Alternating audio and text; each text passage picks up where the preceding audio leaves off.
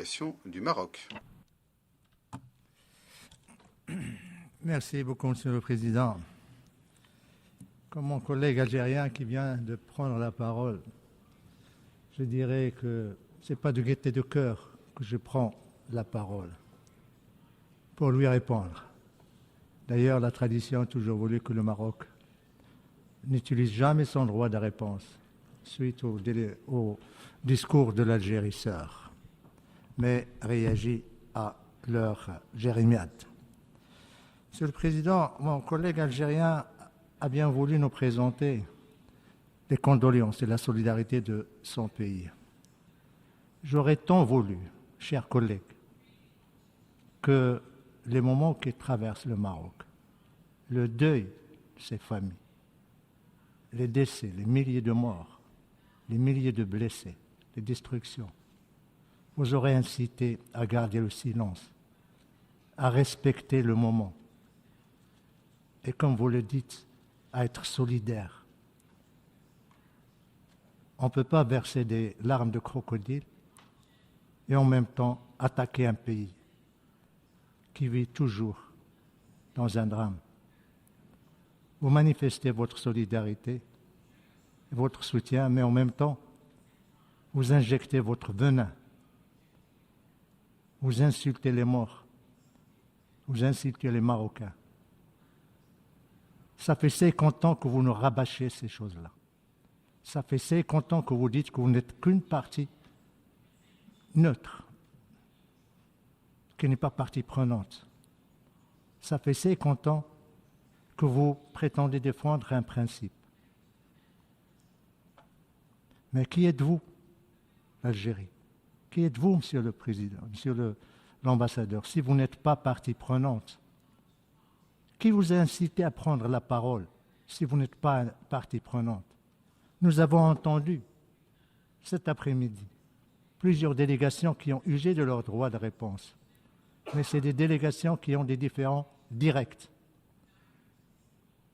L'Algérie, pourquoi a-t-elle pris la parole? Parce qu'elle est neutre? Parce qu'elle n'est pas partie prenante? Parce que juste elle défend un principe? Parce qu'elle défend le référendum? Mais vous commettez énormément de distorsions historiques. Vous faites preuve d'ignorance de ce qu'a fait les Nations Unies. Vous parlez de référendum et vous parlez des résolutions du Conseil de sécurité. Vous avez oublié que le Conseil de sécurité, ça fait pratiquement 23 ans qu'il ne parle plus de référendum. Vous parlez du principe de l'autodétermination. Mais vous êtes comme un avocat commis d'office qui prétend défendre le droit et le principe et en même temps il le viole. Si le principe de l'autodétermination est si cher à votre cœur, si cher à votre esprit, si lié à votre histoire, à votre ADN, pourquoi vous ne l'appliquez pas chez vous? Il y a un peuple qui existait avant l'État algérien, qui revendique son droit à l'autodétermination depuis des décennies, le peuple kabyle. Vous lui refusez ce que vous voulez offrir à des populations qui revendiquent leur marocanité. Vous parlez de peuple sahraoui. Pourquoi vous fermez les camps? Pourquoi vous ne les ouvrez pas?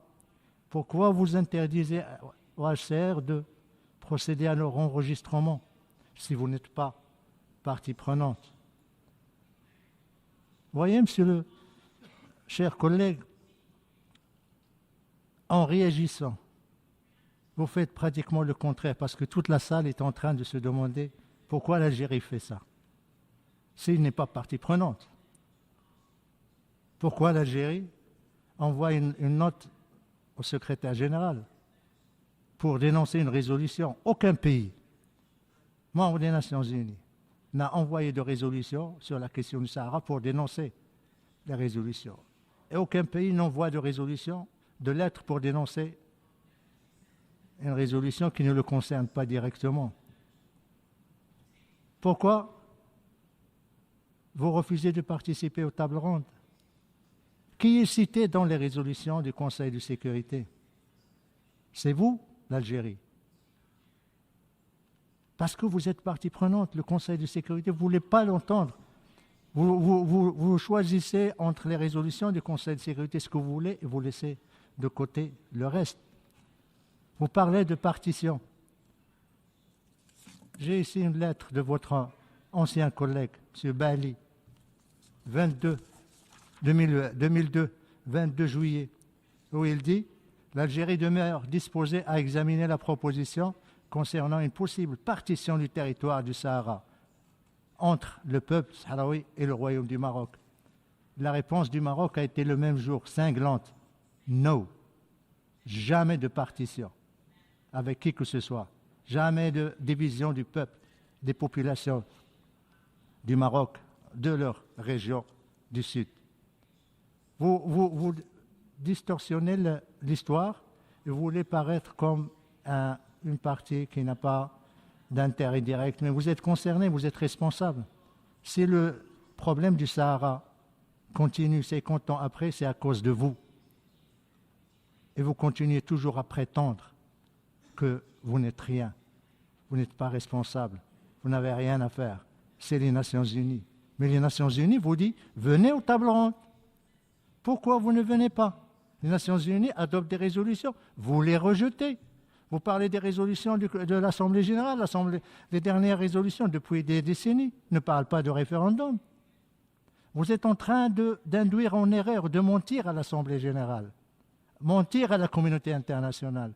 Comme vous avez menti à ces populations que vous avez transportées par la force dans les camps de Tindouf pour leur miroiter l'indépendance, une indépendance chimérique, pour créer une entité fantoche qui ne dépend que de vos services de renseignement. Voilà l'Algérie. L'Algérie qui présente ses condoléances et qui exprime sa solidarité. Mais en même temps, c'est l'Algérie qui veut saper l'unité du Maroc.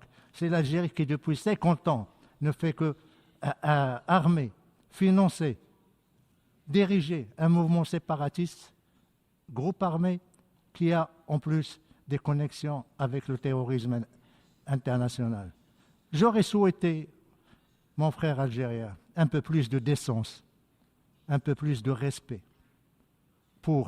ne serait-ce que pour, c'est pas pour les victimes du séisme récent, ne serait-ce que pour les Marocains qui ont versé leur sang, pour votre indépendance. Mais vous avez la mémoire courte. Nous le comprenons parce que il n'y a pas de principe chez vous. Il n'y a ni le principe de bon voisinage, ni le principe du respect, ni le principe du règlement pacifique des différends, ni le principe, ou plutôt le courage d'assumer vos actes, d'assumer votre politique, d'assumer votre agenda destructeur, déstabilisateur de la région. Voyez autour de vous, qu'est-ce qui se passe? La déstabilisation totale, l'instabilité. La seule frontière qui est stable, c'est le Maroc. Le seul pays qui est stable, c'est le Maroc. Les villes dont vous parlez, nous avons la prétention de dire que le Sahara est un paradis. Oui, un paradis meilleur que les villes en Algérie, où les gens font la queue pour le blé, pour les bananes, pour le lait, pour la farine. Voilà l'Algérie qui dépense des milliards de dollars pour armer un groupe séparatiste, mais qui affame son peuple. Lisez le rapport de l'envoyé de l'expert spécial sur la liberté de rassemblement qui vient de publier son rapport il y a une semaine après sa visite en Algérie, où il décrit la limitation de liberté de mouvement, les emprisonnements, les accusations fallacieuses contre les militants du Hirak. Voilà l'Algérie, voilà la liberté dont vous parlez, voilà l'autodétermination que vous voulez. Laissez votre propre peuple s'autodéterminer avant de revendiquer l'autodétermination aux autres. Quant au Maroc, le Maroc il est dans son Sahara, il le restera jusqu'à la fin des temps. Regardez le Sahara, le progrès et le développement du Sahara. Nous construisons, nous consolidons l'état de droit, nous permettons à tous les Sahraouis, même ceux qui étaient chez vous, maintenant ils gèrent des régions. les ex du Polisario gèrent des régions, participent à l'exploitation des ressources, à l'état de droit, à la vie politique, économique, culturelle de la région. J'espère, chers collègues, que la prochaine fois, quand vous allez ouvrir votre bouche pour parler du Maroc, vous réfléchissez avant, à 2 reprises, parce que vous avez tout simplement hypothéqué l'avenir du Maghreb depuis 50 ans. Je vais demander aux représentants du Maroc de bien vouloir conclure. Merci, j'ai terminé. J'aurais pu rester 1 heure ou 2 encore, mais je m'arrête là. Merci, Monsieur le Président.